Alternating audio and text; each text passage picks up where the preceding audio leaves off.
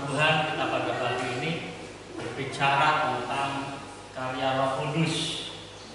Mengingat hari-hari ini adalah penantian hancurnya Roh Kudus, kita akan belajar sedikit daripada karya Roh Kudus dalam kehidupan kita, dan kita akan berbicara tentang bagaimana sikap saya dan saudara sebagai orang percaya terhadap Roh Kudus. Kita akan membaca terlebih dahulu satu ayat di dalam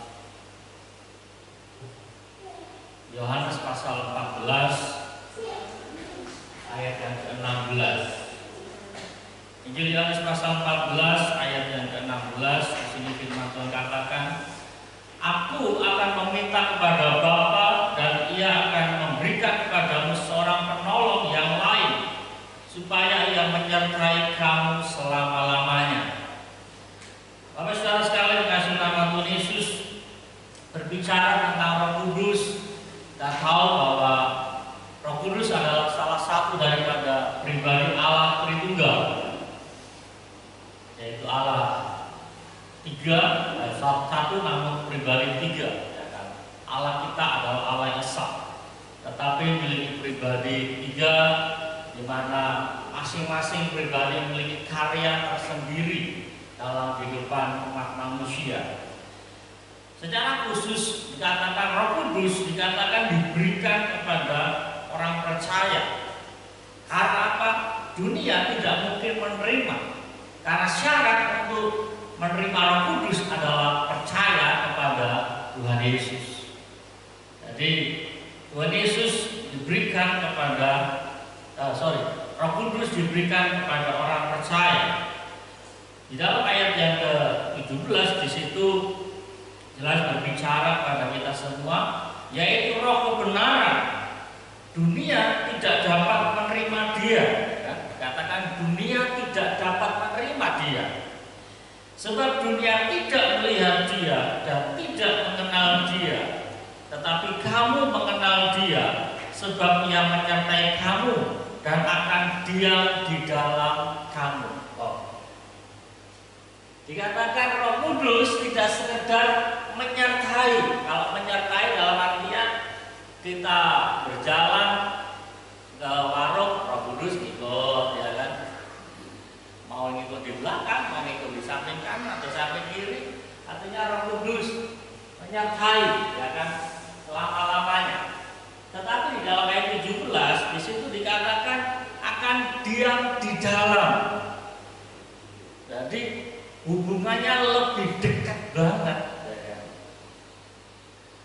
sama seperti seorang presiden dan keluarganya ketika dicalonkan, ya baru dicalonkan, belum jadi presiden, katakan dicalonkan jadi presiden, maka mereka memiliki hak, yaitu untuk dikawal oleh Pampres, ya, pasukan pengawalan presiden, ya. Nah, sekedar presidennya atau calonnya, tapi juga seluruh keluarganya, sehingga kita tahu bahwa dalam pelantikan anak dan mantunya Jokowi, mereka dikawal, ya kan? Nah, sampai sekarang meskipun mereka wali kota, mereka dikawal oleh pasukan pengamanan presiden karena mereka masuk keluarga. Nah, Bapak saudara sekalian, mereka dikawal kemana-mana pergi sebagai sebuah pengamanan. Tapi saudara sekalian, Roh Kudus lebih daripada sebuah pengamanan. Roh Kudus lebih daripada pasukan pengamanan. Tetapi dikatakan, nanti kita akan belajar bahwa dikatakan Roh Kudus memiliki andil, yaitu untuk memimpin. Saudara tahu, kalau dikatakan kata memimpin, berarti Roh Kudus ini lebih tinggi tingkatannya daripada orang percaya. Kalau pasukan pengawalan presiden, dia hanya mengawal, ya kan? Dia nggak berhak memimpin. Dia hanya mempersiapkan, oh ini presiden mau ada acara ke mana, ya kan, kunjungan, katakan belusuan ke mall, ya kan? Nanti presiden akan makan di rumah makan ini, dan pasukan ini akan mempersiapkan dulu pengamanannya, nanti makan di rumah makan mana, presiden pasukan akan mempersiapkan, akan dicek dulu kesehatannya, makanannya semua. pasukan hanya mempersiapkan itu, tidak ngatur. Oh Pak Presiden jangan makan di situ, makanannya nggak enak. Nah, nggak bisa seperti itu. Tetapi Roh Kudus tidak sekedar hanya menyertai, tetapi Roh Kudus akan memimpin, Roh Kudus akan intervensi dalam kehidupan saya dan saudara. Bila kita akan mengalami situasi yang sulit, situasi akan mencelakakan kita, Roh Kudus berhak mencegah. Bedanya kalau pasukan pengamanan dia tidak maha tahu, kecuali kalau situasi terjadi, maka terjadi pengamanan yang tingkat tinggi. Tapi saudara sekalian, mengingat peranan daripada Roh Kudus yang sangat penting dalam kehidupan kita, sama seperti kalau kita menerima seorang tamu dalam rumah kita, bagaimana kita bersikap supaya tamu itu bisa merasa betah, tamu itu bisa merasa diterima dengan baik, itu tergantung daripada kita tuan rumah. Saya ibaratkan kalau kita bertamu pada rumah teman, kemudian pada saat kita asik ngobrol, kemudian teman itu asik main HP, duduk, ya kan? Kita ngomong alur itu, tapi baru main HP, main game. Ya kan? Saya pastikan bahwa kita nggak akan tahan dalam rumah itu. Cepat atau lambat, saya ini nggak diterima ini. Maka maaflah, ini saya ada kesimpulan, kita akan permisi, akan pergi. Tetapi kalau kita masuk ke rumah teman kita, saudara kita, kemudian kita diterima, ayo silakan masuk, kita ngobrol, duduk, bercanda, maka seharian pun nggak terasa, ya kan? Karena apa? Ada komunikasi yang baik, ada timbal balik percakapan yang baik. Hal yang sama juga di dalam pada saat kita orang percaya dikatakan menerima Roh Kudus, bagaimana sikap kita? Ya kan?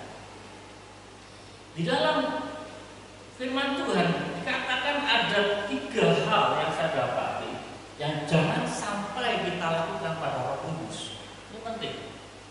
Pada saat saya melihat ayat-ayat ini, dikatakan sama halnya dengan 10 perintah Tuhan. Apa sama dengan 10 perintah Tuhan? Saya diawali dengan kata jangan. Kita akan lihat. Dikatakan pertama, jangan padamkan roh. Garis bawahi kata-kata jangan padamkan roh. Dikatakan Tesalonika 1 pasal 5 ayat 19. Dikatakan jangan, ya kan? Nah, seperti itu. Seperti hukum Taurat dikatakan jangan mencuri, jangan membunuh, jangan bersaksi dusta. Artinya itu sebuah larangan. Kalau kita melanggar namanya larangan, maka ada sebuah sanksi. Ada sebuah namanya dampak yang akan berakibat buruk dalam kehidupan saudara-saudara. Rasul Paulus berbicara kepada jemaat di Tesalonika, dikatakan janganlah padamkan roh.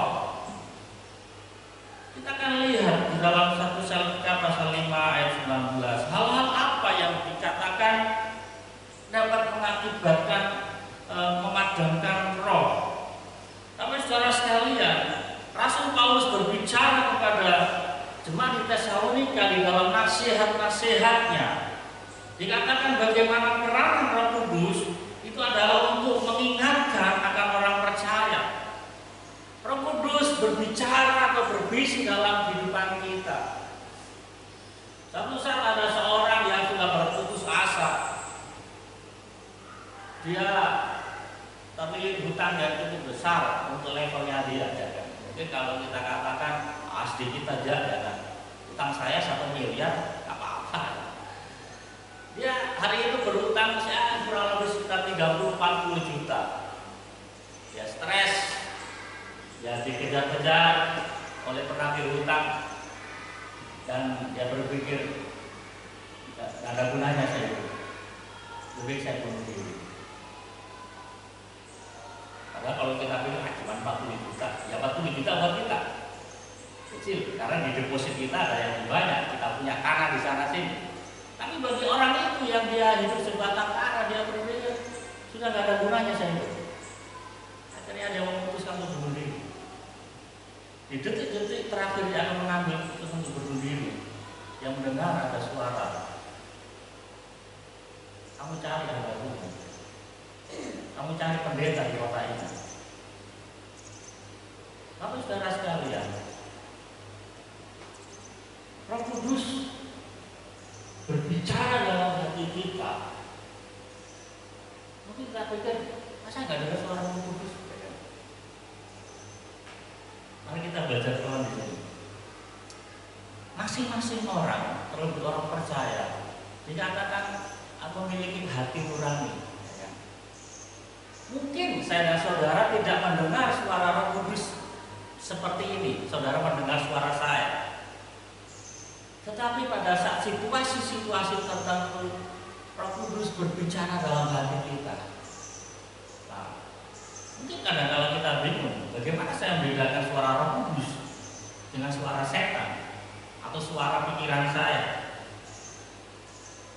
Hal yang sederhana adalah bagaimana kita membedakannya. Suara Roh Kudus akan senantiasa membawa kita untuk sesuatu yang lebih baik. Dan ciri utama pada saat kita mentaati suara itu, maka ada damai sejahtera, ada sukacita yang mengalir dalam hati kita. Tetapi pada saat kita menolak akan suara itu yang berbicara dalam hati kita ini rasanya duk. Ada kehilangan damai sejahtera dalam diri kita. Tetapi pada saat kita mentaatinya, maka kita ada sukacita. Meskipun kadang-kadang suara itu bertentangan dengan pikiran kita.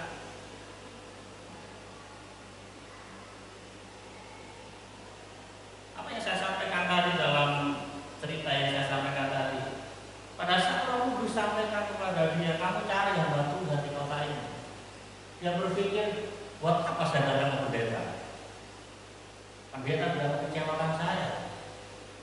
Maaf saya pakai istilah, mulut pendeta bocor semua. Kalau saya share masalah saya sampai di ujung-ujung, semua pendeta tahu masalah saya. Sehingga dia katakan, apa yang saya datang ke pendeta? Tetapi di dalam rasa pertimbangannya, akhirnya dia telepon seseorang karena dia gak kenal seorang pun di kota itu, dan dia katakan, tolong carikan saya pendeta di kota ini. Tapi saudara sekalian, pada saat dia berjumpa dengan hamba Tuhan itu, mungkin gak banyak hal yang dilakukan.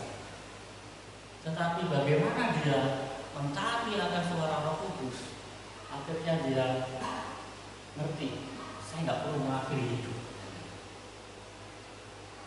Ada orang-orang yang mengalami pergumulan persoalan yang lebih besar, dan pada saat mentaati suara Roh Kudus, dia diselamatkan.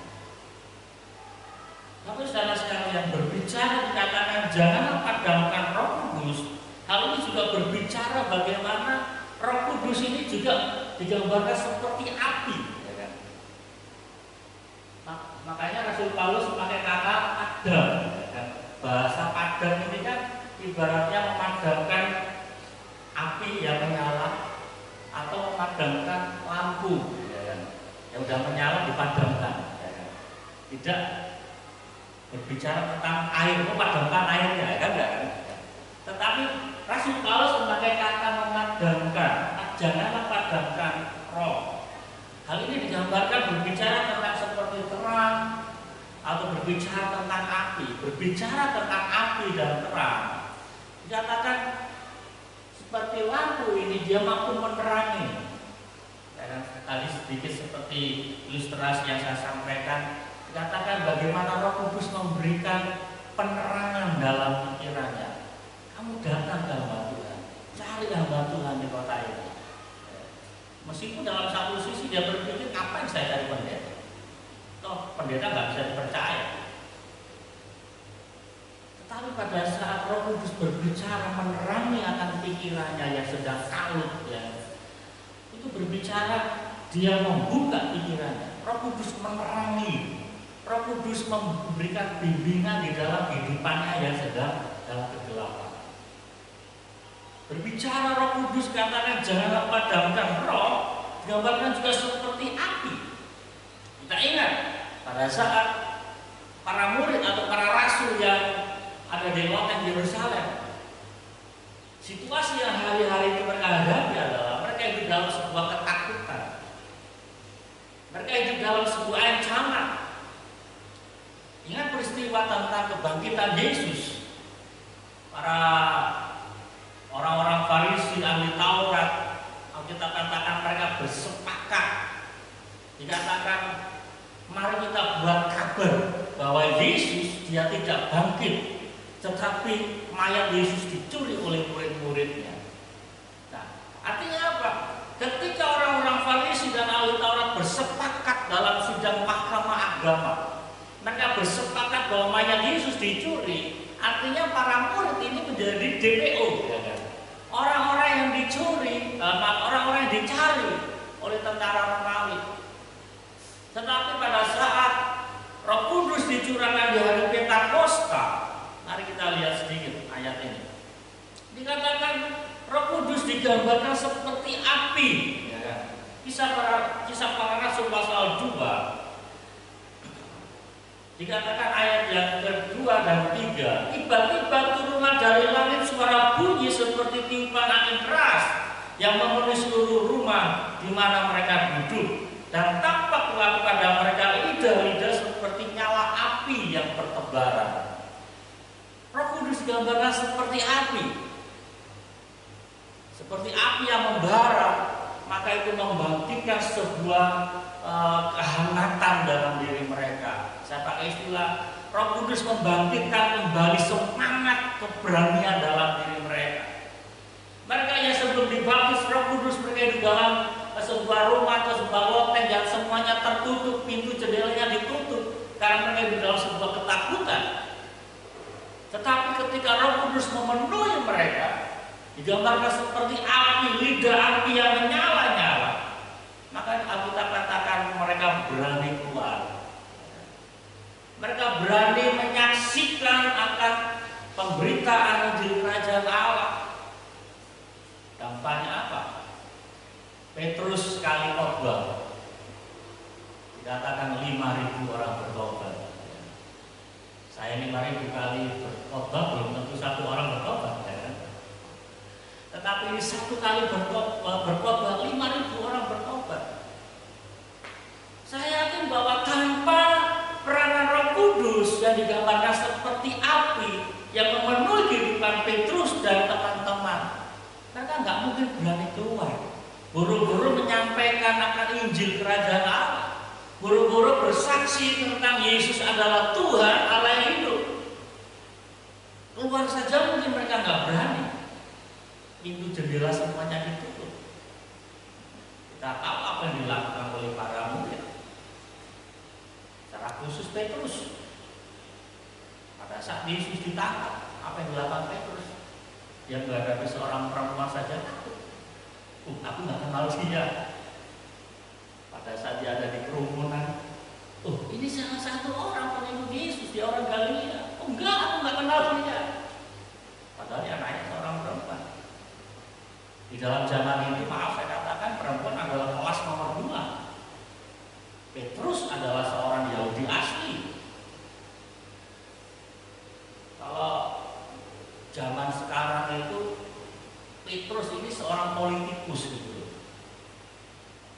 Dia seorang terlibat sebelum dia mengikut Yesus.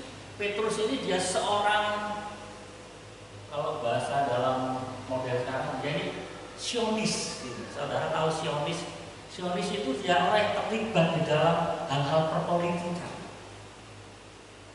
Selain Petrus ini dia seorang nelayan, tapi dia ini seorang politikus yang bergerak secara diam-diam untuk kemerdekaan Israel. Tetapi pada saat dia ditanya oleh seorang perempuan, aku nggak kenal dia, aku nggak kenal dia. Tetapi ketika Roh Kudus memenuhi kehidupan dia, dari sekian banyak murid, Alkitab katakan, lalu Petrus berdiri menyampaikan berita tentang pertobatan. Lalu saudara sekalian, Rasul Paulus sampaikan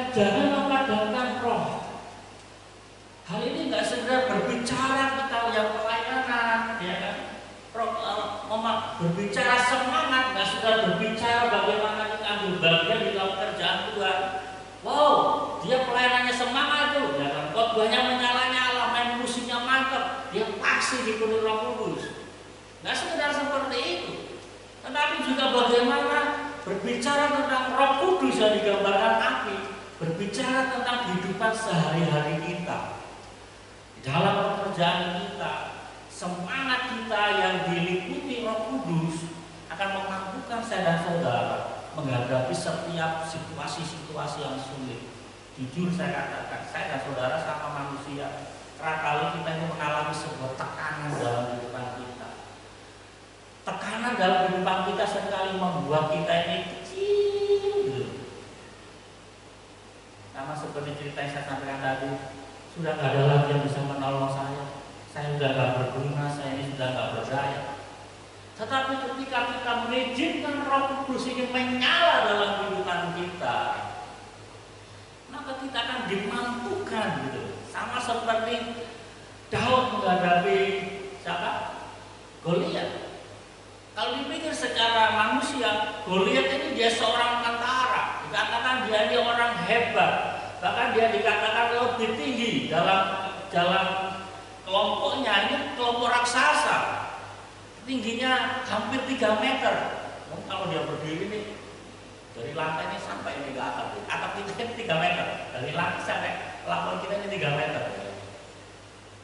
Dan Goliat seperti anak muda yang kita katakan masih kemerah-merahan. Apakah mungkin seorang gembala kambing domba bisa melawan seorang tentara? Secara fisik saja jauh. Secara pengalaman jauh. Goliat memiliki pengalaman yang luar biasa dalam kehidupannya. Tetapi apa yang dikatakan Daud? Engkau mendatangi aku dengan tombak dan tombak, tetapi aku mendatangi engkau demi nama Tuhan. Mengapa Daud yang bisa berkata aku mendatangi engkau dengan nama Tuhan? Sebelumnya Samuel hadir di keluarga Isai. Dia diutus oleh Allah, kamu urapi salah seorang daripada anak-anak Isai. Dan singkat cerita dikatakan didapatilah Daud, ya kan? Daud ini anak yang paling bungsu, paling kecil, dan menurut saya Daud adalah anak yang dikucilkan dalam keluarga. Seorang anak yang tidak diperhitungkan oleh Isai. Apa?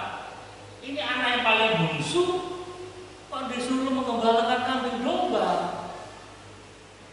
Kan aneh gitu loh. Seharusnya kan kakak-kakaknya yang lebih gede, ya kan, yang lebih dewasa, pergi mengembalakan kambing domba. Tapi kenapa Daud yang masih kecil harus mengembalakan kambing domba? Hari-hari itu untuk mengembalakan kambing domba tidak mudah. Akan ada ancaman beruang, ada ancaman singa. Bagaimana Daud kalau dia berhadapan dengan singa dan beruang, binatang-binatang buas lainnya? Apakah dia mampu menghadapinya?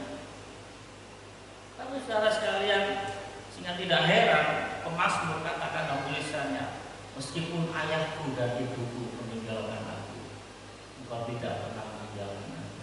Itu ungkapan daripada Daud dalam mazmurnya, karena dia tahu dia anak yang ditolak oleh orang tuanya, anak yang dikucilkan oleh orang tuanya. Mari saudara sekalian, tetapi seorang yang ditolak, seorang yang dikucilkan dalam keluarganya, Tuhan memilih dia. Tuhan mengurapi akan Daud. Pada saat Samuel mengutus Tuhan datang ke rumah Isai, dia lihat, wow, anak pertama ini perawakannya besar, cocok ini jadi raja Israel. Tapi apa yang Tuhan katakan, saudara bisa cek di Alkitab. Manusia melihat rupa, tapi Tuhan melihat. Lalu Samuel katakan, oh bukan, ada yang lain. berdiri. Oh bukan, sampai habis anak-anaknya Daud yang ada di rumah itu. Tetapi Tuhan nggak ada lagi, nggak, masih ada. Dan Samuel katakan kepada Isai, apakah hanya ini anakmu? Enggak, masih ada satu lagi. Dia masih di ladang. Dia masih di ladang untuk mengembalakan kambing domba. Kan panggil dia.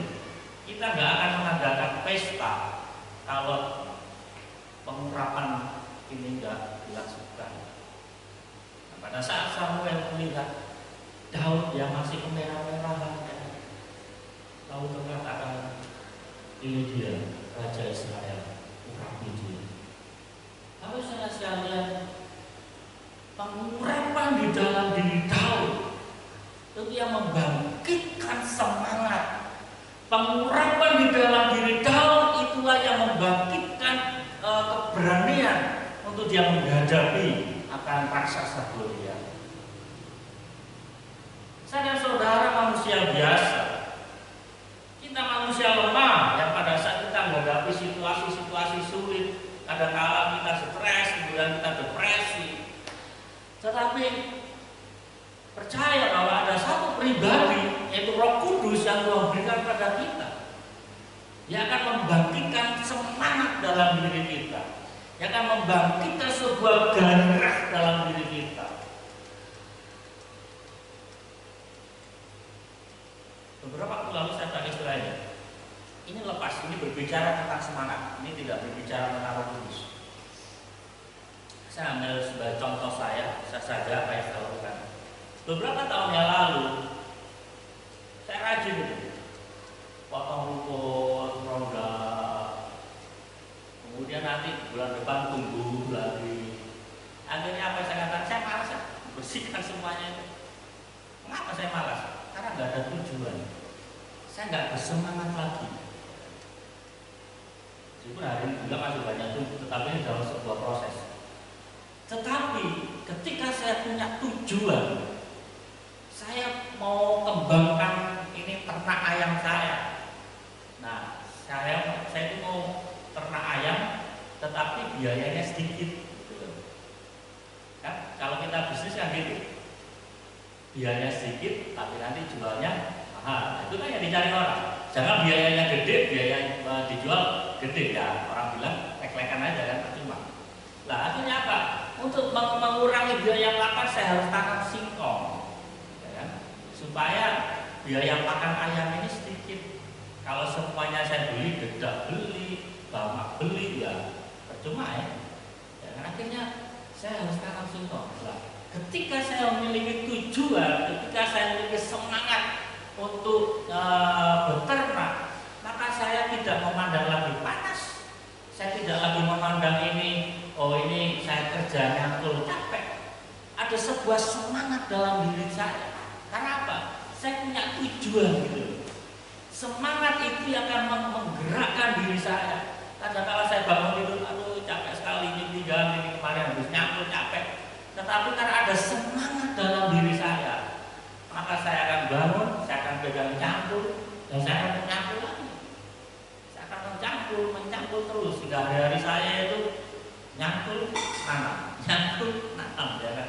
Nanti jangan kaget saudara, kalau ilalang ini akan bersih semua ya. Ini sudah 3 tahap saya tanam. Karena apa? Saya punya tujuan, dan tujuan itu akan membuat saya semangat. Nah semangat itu, ya saya katakan, membuat saya tidak berpikir lagi saya capek. Tidak berpikir saya aduh nyangkul itu berat. Enggak. Mengapa ada sebuah semangat dalam diri saya?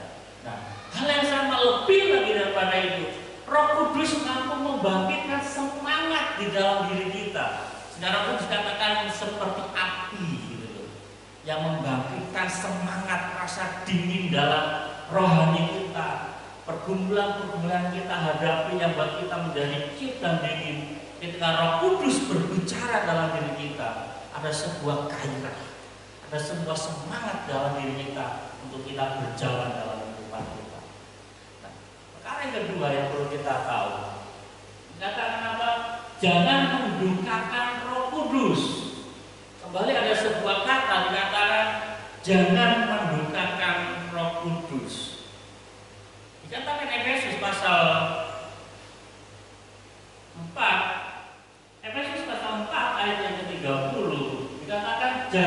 dan janganlah kamu mendukakan Roh Kudus yang telah memperkirakan kamu menjelang hari penyelamatan.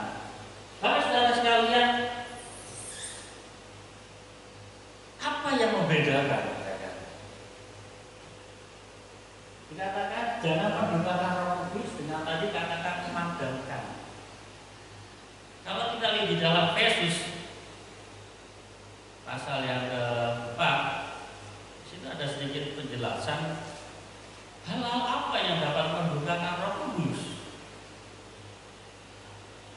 Efesus pasal 4 ayat yang ke-30. Kita akan lihat ayat di atas dan di bawahnya.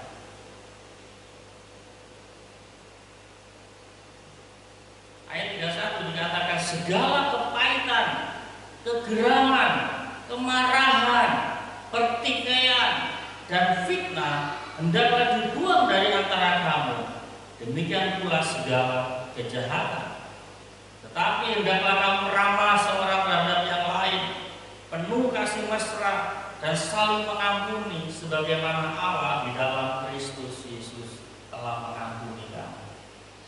Tapi saudara sekalian, Rasul Paulus berbicara kepada jemaat di Efesus agar mereka tidak mendukakan akan Roh Kudus. Gambarannya seperti ini. Kita orang tua punya anak, di rumah kita punya nasihat-nasihat, kita punya aturan-aturan yang diikuti oleh anak-anak kita. Tetapi ketika anak kita melanggar, ketika anak-anak kita tidak mentaati nasihat kita, apa yang kita rasakan? Sedih kan?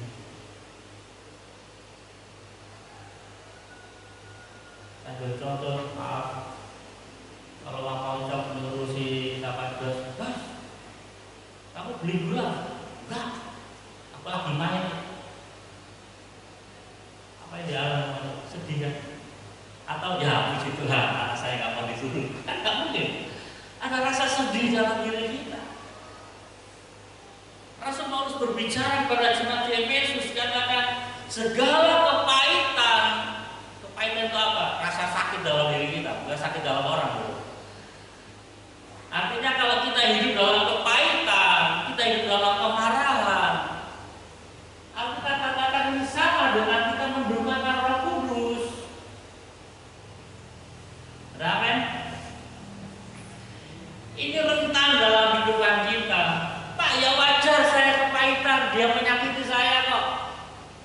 Saudara tahu, kalau saudara dalam kepahitan sama seseorang, saudara makan gak enak, padahal ini babi guling ya. Kalau saudara sedang marah sama orang, makan patin bakar gak enak ya. Padahal saudara tahu orang yang menyakiti saudara itu bisa tidur nyenyak, makan enak ya. Yang rugi siapa? Saudara. Kita lihat patin bakar, ingat orang yang menyakiti ya. Saudara makan babi bakar, aduh, lihat lagi, lihat makanan enak, saudara teringat sama orang menyakiti. Ada kepahitan dalam diri kita. Yang rugi kita. Ketika kita hidup dalam sebuah kepahitan, ketika kita hidup dalam sebuah kemarahan, kegeraman, pertikaian, dan segala macam fitnah seperti yang ditulis oleh Rasul Paulus, kita ini mendukakan Roh Kudus. Mengapa dikatakan mendukakan Roh Kudus? Kembali dalam ayat yang pertama tadi, dalam Injil Yohanes, Roh Kudus diberikan untuk memimpin, ya kan, menyertai kita. Saudara, Roh Kudus adalah pribadi Allah.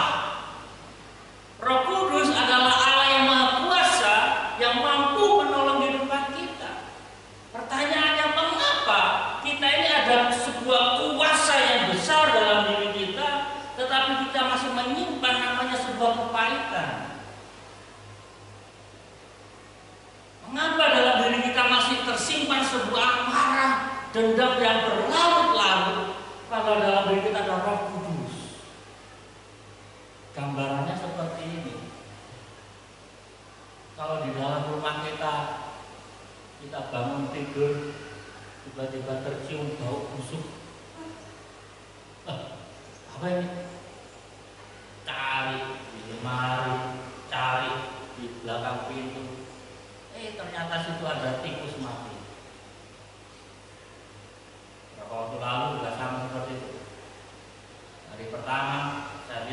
saat saya cium bau enak tidur, apa ini?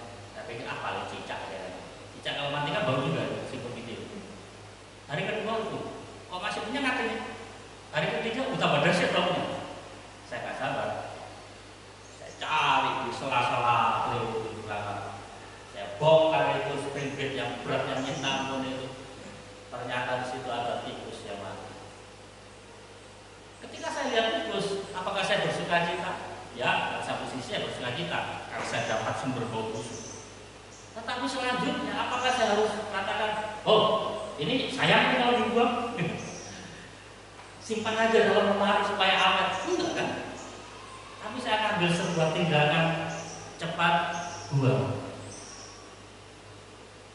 Gambarannya seperti segala amarah, segala kepahitan, iri dengki dalam itu seperti bau busuk bangkai tikus itu. Apakah kita betah tinggal di sebuah rumah ruangan yang penuh dengan bau busuk? Alkitab katakan Roh Kudus, saudara. Gak perlu saya jelaskan, itu Roh Kudus, Roh yang suci, Roh yang bersih, Roh yang daripada Allah, yang di dalam dirinya tidak ada dosa, yang di dalam dirinya tidak ada segala yang berbau tentang kejahatan.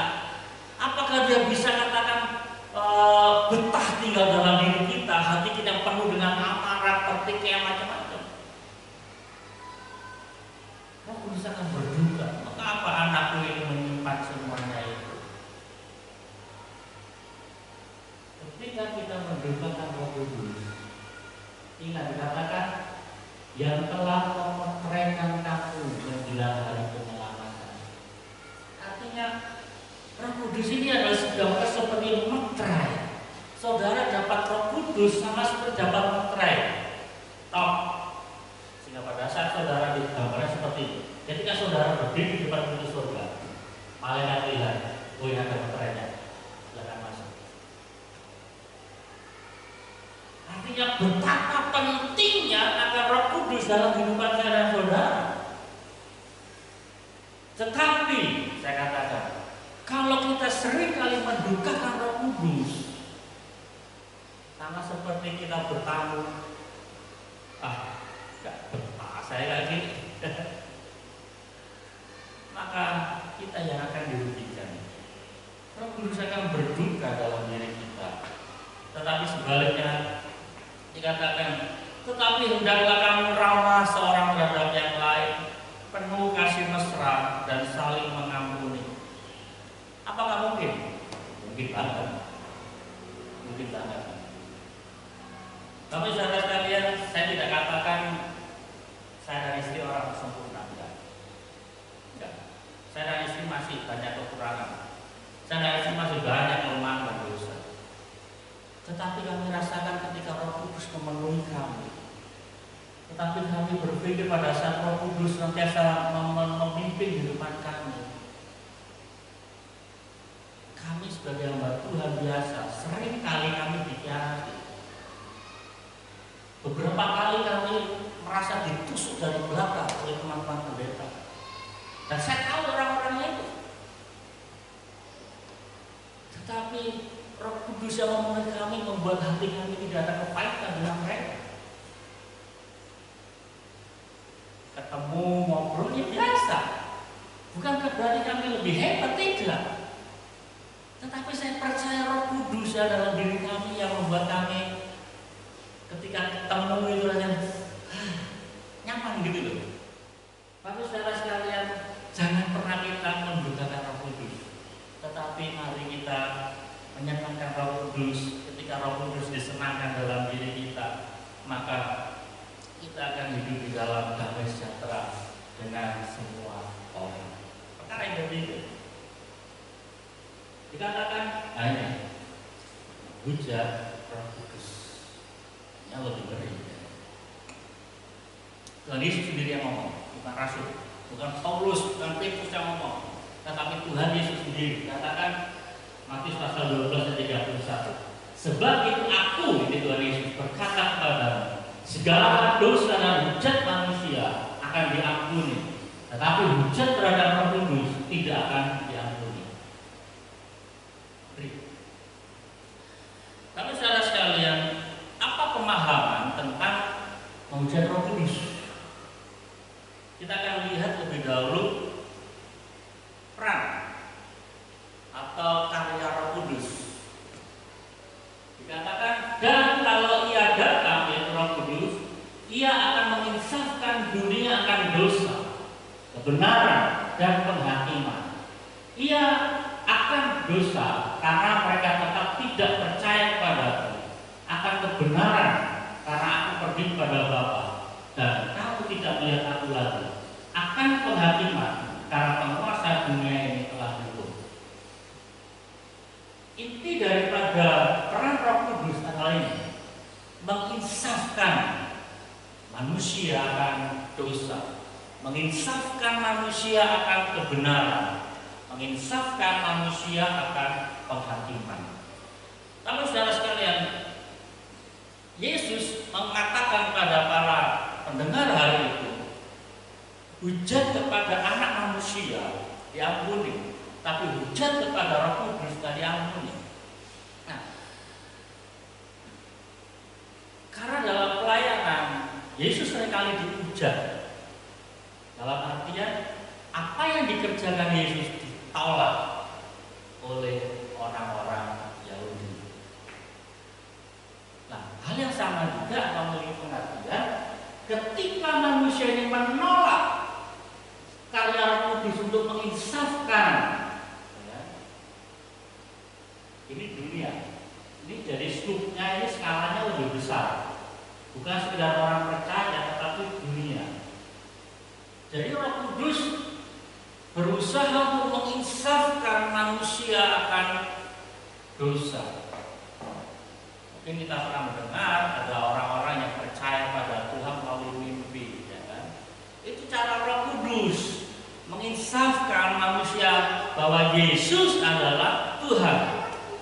Ya. Ketika manusia berbuat dosa, ketika manusia berbuat kejahatan, maka Roh Kudus mengingatkan ini akan adanya penghakiman. Sehingga meskipun dia belum percaya kepada Tuhan, Roh Kudus menginsafkan dia, hai jangan lakukan itu.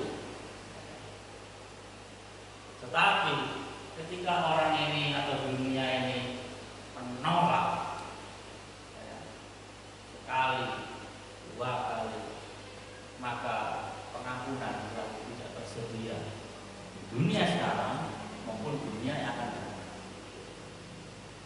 Hal yang serupa juga dalam kehidupan kita. Mari saya dan saudara sebagai orang-orang yang percaya pada Tuhan, seberapa banyak orang yang mengingatkan kita akan 3 pokok penting ini, yaitu misalkan dosa, kebenaran, dan penghakiman. Mari kita belajar taat. Kalau dunia saja Roh Kudus berusaha memisahkan mereka, lalu bagaimana kita? Kita yang sudah menerima Roh Kudus dalam diri kita, Roh Kudus yang sudah tinggal dalam diri kita, Roh Kudus tidak berhenti-hentinya untuk menyadarkan saya dan saudara terhadap sebuah kebenaran, terhadap sebuah dosa, dan terhadap sebuah penghakiman. Ini perkara yang serius. Bapak Ibu saudara sekalian, menguji Roh Kudus menjadi sebuah ancaman penting. Kadang-kala pada saat kita tidak sepaham dengan sesuatu yang dimiliki orang lain, maka kita mudah sekali katakan menghakimi. Tetapi mari kita belajar, belum tentu sesuatu yang tidak sepaham dengan kita itu adalah dari setan. Sehingga Rasul Paulus sampaikan kepada jemaat di Efesus, ujilah segala sesuatu. Jangan terlalu cepat kita menjudge atau menghakimi, oh ini dari setan. Padahal itu dari Roh Kudus. Karena kadang-kala Roh Kudus bekerja dalam diri seseorang itu sesuatu yang baru, sesuatu yang belum pernah kita lihat, sesuatu yang asing dalam pemikiran kita. Tetapi mari kita tes dulu, kita uji, katakan uji ya. Kita terima semua yang baru, tetapi mari kita uji. Bagaimana kita bisa menguji kalau kita nggak paham firman Tuhan? Ya kembali, mari kita banyak belajar firman Tuhan. Kita banyak bangun hubungan kita dengan Tuhan. Kepekaan kita akan menentukan bagaimana kita ini dapat menguji segala sesuatu. Mari saya tidak pernah melebarkan firman Tuhan. 3 perkara ini penting dalam kehidupan kita. Dikatakan jangan padamkan roh, jangan mendukakan Roh Kudus. Dan yang ketiga adalah jangan menghujat Roh Kudus. Karena Roh Kudus Tuhan berikan bagi saya saudara sebagai sebuah pribadi Allah yang maha kuasa. Oleh karena itu kita belajar untuk menyerah dalam hubungan Roh Kudus, karena Dia senantiasa menyertai kita sampai selama-lamanya. Dia ada di ruang diri kita. Maka mari kita katakan, mari Roh Kudus pimpin aku. Aku manusia hina, aku manusia lemah, tetapi Engkau mau tinggal di dalam. Jaga hidup kita, jaga hidup kita bersih. Buang segala macam kepahitan, buang segala macam amarah, buang semua segala hal-hal yang berbau dosa dalam hidup